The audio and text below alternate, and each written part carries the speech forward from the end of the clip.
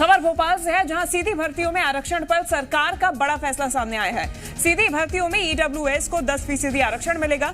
आर्थिक रूप से कमजोर उम्मीदवारों को मेरिट के आधार पर आरक्षण पात्रता के लिए दिया जाएगा। वहीं निर्धारित न्यूनतम अंक में 10% अंकों की छूट मिलेगी। सामान्य प्रशासन विभाग ने दिशा निर्देश जारी कर दिए हैं।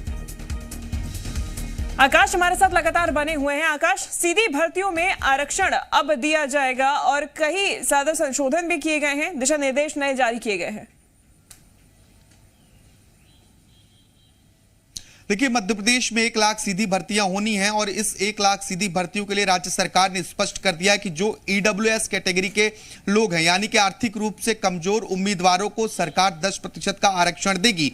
देखिए, इस संबंध में पहले भी दिशा निर्देश जारी किए गए थे, लेकिन तब कितना आरक्षण मिलेगा और कैसे मिलेगा ये स्थिति स्पष्ट नहीं थी। लेकिन अब सामान्य प्रशासन विभाग ने स्पष्ट कर दिया है, यानी कि जो न्यूनतम अर्हता के लिए अंक निर्धारित होंगे, उस अंक के बाद 10% तक की छूट ईडब्ल्यूएस कैटेगरी के अभ्यर्थियों को दिया जाना प्रस्तावित है और इस पर सामान्य प्रशासन विभाग ने आदेश जारी कर दिया है।